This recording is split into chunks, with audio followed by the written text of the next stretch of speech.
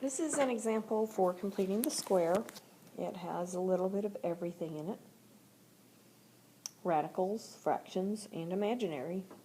So the first thing we're going to do is get that 9 over on the other side. So we're going to subtract the 9, which gives us 3y squared plus 5y equals negative 9. Okay, that's the first step. Second step, that needs to be 1. So we're going to divide everything by 3.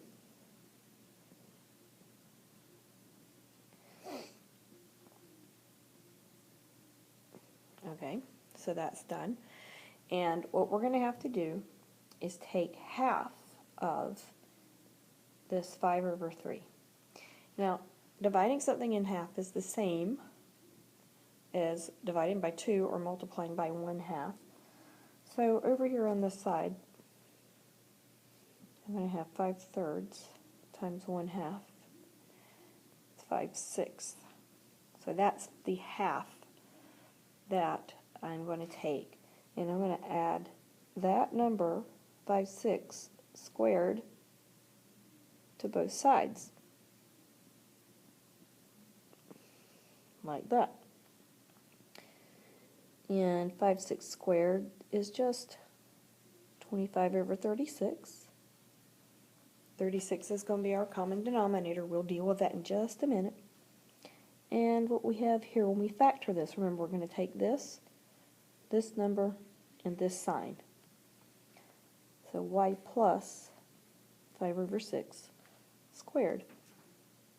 Now, my common denominator is 36. So what do I need to multiply by to get a denominator here? So I'm going to have 36 over 36.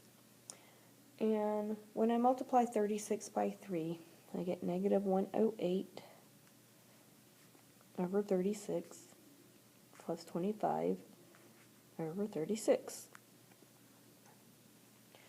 And we're going to have to add these together before we take the square root, or as we take the square root. Okay, so where we've left things, y plus 5/6 squared, and when you add negative 108 over 36 plus 25 over 36, we're going to have negative 83 over 36. Okay, we're going to square root both sides, which leaves us with y plus 5 over 6 equals plus or minus. Now remember, square rooting a negative gives you an I.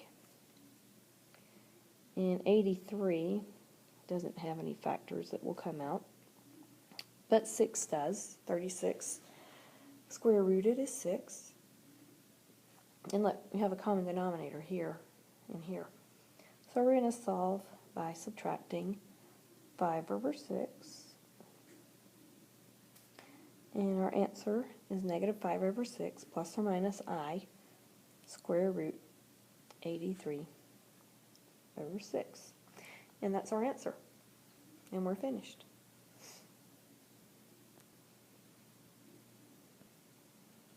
Okay, I did the hard one first, so we're going to do this one now. And I'm going to start by subtracting 2. And we don't need to divide because there's already a 1 in front. And we're going to take half of 8. Half of 8 is 4. And we're going to square that and add it to both sides. So on the right side, I'm just going to add 16 because that's the same as 4 squared. And I have x minus 4 squared is equal to 14. So we're going to take the square root of both sides. That gives me x minus 4 is equal to the square root plus or minus the square root of 14. I'm going to add 4 to both sides, and I have 4 plus or minus the square root of 14. Now, don't be mistaken in thinking this is one answer. This is actually 2 answers, and you can write them like this. Subtract the square root of 14, or